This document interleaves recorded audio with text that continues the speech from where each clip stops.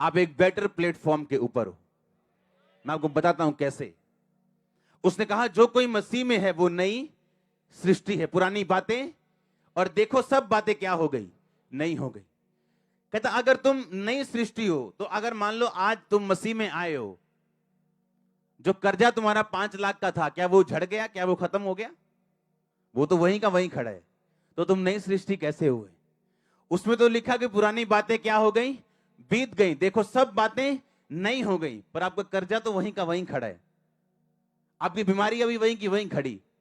तो क्या बाइबल सच्ची नहीं है क्या? इसलिए कहा जाता है अगर आप बाइबल को अंदर के आदमी से नहीं पढ़ोगे और होली स्पिरिट से नहीं पढ़ोगे, आपको उसकी समझ नहीं आएगी। इसका मतलब पुरानी बातें बीत गई, इसका मतलब वो कर्ज, वो श्राप, वो डेवल, वो दुष्ट आत्मा, वो पाप, वो कमी जिसकी वजह से वो कर्जा था, वो बीत चुका है क्योंकि तुम मसीह में हो। अब तुम बेटर प्लेटफॉर्म के ऊपर हो। अब परमेश्वर का हाथ तुम्हारे सिर के ऊपर है। अब परमेश्वर की दया, उसकी विजडम, उसकी नॉलेज, उसकी ग्रेस, उसका मसा वो तुम्हारे ऊपर है। अब तुम कोई भी काम करोगे वो फलवंत होगा और वो कर्जा उतार दिया जाएगा। इसका मतलब ये अपने आप नहीं होगा, आपको इस पे वर्कआउट करना पड़ेगा क्योंकि अभी आप अलग हो चुके हो। आप पुराने नहीं हो। आप पुराने थे जब आप कोई काम करते थे और वो सफलता नहीं मिलती थी। अब ऐसा नहीं होगा, आपका डीएनए चेंज कर दिया जा चुका, आप अलग हो। इसलिए उसने कहा पुरानी बातें क्या हो गई, बीत गई, और देखो सब बातें नई हो गई। और सब नई बातें परमेश्वर की ओर से। इसका मतलब अब आप एक ऐसे प्लेटफॉर्म के ऊपर हो जहां से आप परमेश्वर को अच्छी तरह से समझ के अपने काम को, अपनी बुलाहट को पूरा करके, शैतान के हाथों से निकल के, अपनी मुसीबतों से निकल के गवाही के साथ वापस आ सकते हो। इसका मतलब ये, अगर तुम मसीह में हो तो तुम नई सृष्टि हो। तो क्या मैं मसीह में हूं? क्या आप मसीह में हैं? ये हमारा दिल जानता है। आमीन। आप चर्च के मेंबर है इसका मतलब ये नहीं आप मसीह में हैं। या किसी ने कोई कोई गा रहा है इसका मतलब ये नहीं वो मसीह में है। या कोई प्रचार कर रहा है इसका मतलब ये नहीं वो मसीह में है। आपका दिल जानता है आप मसीह में हो या नहीं। हालेलुया। अब आप एक नए बेटर प्लेटफॉर्म के ऊपर हो। आप नई सृष्टि हो। आपकी मेहनत अब व्यर्थ नहीं जाएगी। अब आप उस कर्ज को तोड़ सकते हो, बैड लक को तोड़ सकते हो, डिसअपॉइंटमेंट को, उस निराशा को आप ब्रेक करके आप आगे जा सकते हो। अब आप बेटर प्लेटफॉर्म के ऊपर खड़े हो। पर आपको वर्क करना पड़ेगा, आपको काम करना पड़ेगा। आमीन। मैं कैसे काम करता हूं मैं आपको बताता हूं, और यीशु मसीह कैसे काम करते थे बाइबल में मैं आपको बताता हूं। अपनी रोज की जिंदगी में जब यीशु मसीह निकलते थे और काम करते थे, ये हट जा लड़के, तो यीशु मसीह ने विश्वासी की जिंदगी को देखा, उसकी कमियों को देखा, चेलों की जिंदगी को देखा, उनकी कमियों को देखा। और बाइबल कहती जब यीशु मसीह क्रूस पे चढ़ाए जाने से पहले प्रार्थना कर रहे थे, तो आप बाइबल के एक अध्याय में यीशु मसीह की प्रार्थनाएं पढ़ सकते हो जो उसने चेलों के लिए की और विश्वासियों के लिए की।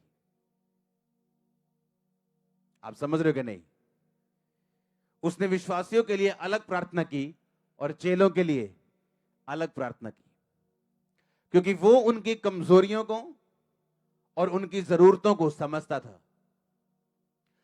अब अगर आप मसीह में नई सृष्टि हैं, आपको यह मालूम हो गया कि अब पुरानी बातें बीत गई, अब मैं एक बेटर प्लेटफॉर्म के ऊपर हूं जहां से मैं आसमान की ऊंचाई को छू सकता हूं,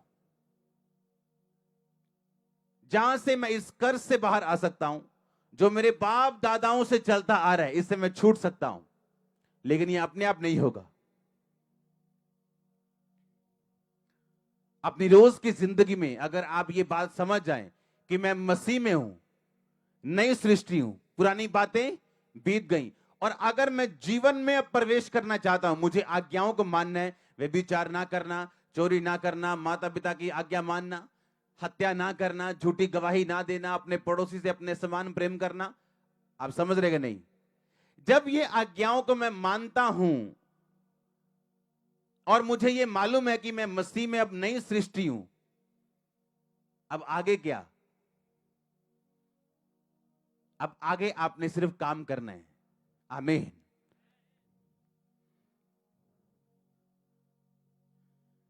और ये कौन बताता है आपको? होली स्पिरिट।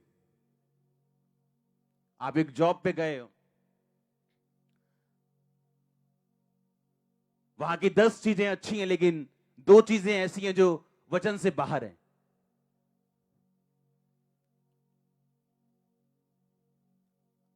अब अगर आप नई सृष्टि हो और आप अपने फ्यूचर के लिए अगर काम करने की सोच रहे हो, आपका प्रेयर पॉइंट होगा कि परमेश्वर मेरी ऐसी जॉब का इंतजाम कर जहां सभी 12 के 12 पॉइंट्स तेरी ओर से। सुनो अभी ध्यान से, आप समझ रहे मेरी बात?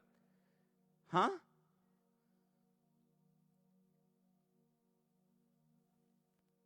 आपका बेटा बिगड़ रहा है, आपको मालूम है ये बिगड़ रहा है, और अगर आप नई सृष्टि हो, आप उस बिगड़े बेटे को अपनी प्रार्थना में रखोगे, आपका प्रेयर पॉइंट होगा वो।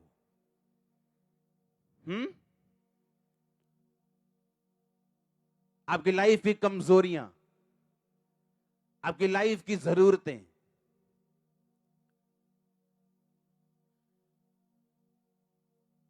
और हर वो चीज जो परमेश्वर आपसे उस बेटर प्लेटफॉर्म से करवाना चाहता है, आपको आगे बढ़ाने के लिए, आपका वो प्रेयर पॉइंट होगा। एक चीज हमेशा याद रखना, आप बाइबल को पढ़ सकते हो बिना प्रार्थना किए, पर आप प्रार्थना बिना बाइबल के नहीं कर सकते।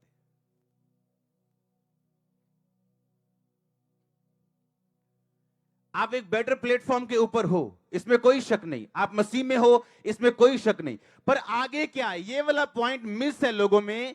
इसीलिए आज एक क्रिश्चियन और एक नॉन क्रिश्चियन में लोग फर्क डिसाइड नहीं कर पाते, क्योंकि वो एक लिंक मिस है जहां से ये डिफरेंशिएट, जहां से ये फर्क दिखता है।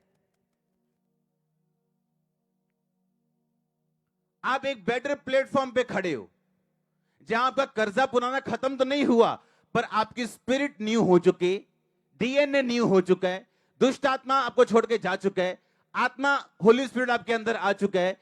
लेकिन उसके बाद क्या?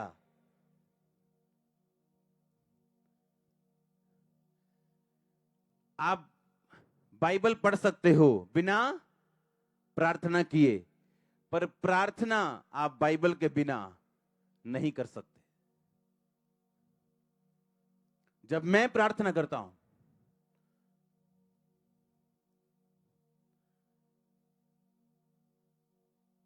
अपने रोज की जिंदगी में चलता हूं, बैठता हूं, खाता हूं, पीता हूं, तो मुझे प्रार्थना के पॉइंट समझ आते हैं। मुझे किस विषय में प्रेयर करनी, किस विषय में इंप्रूव होना है, किस विषय में आगे बढ़ना है, और वो विषय मेरी बाइबल के पीछे लिखता हूं मैं उसी टाइम, ऑन द स्पॉट।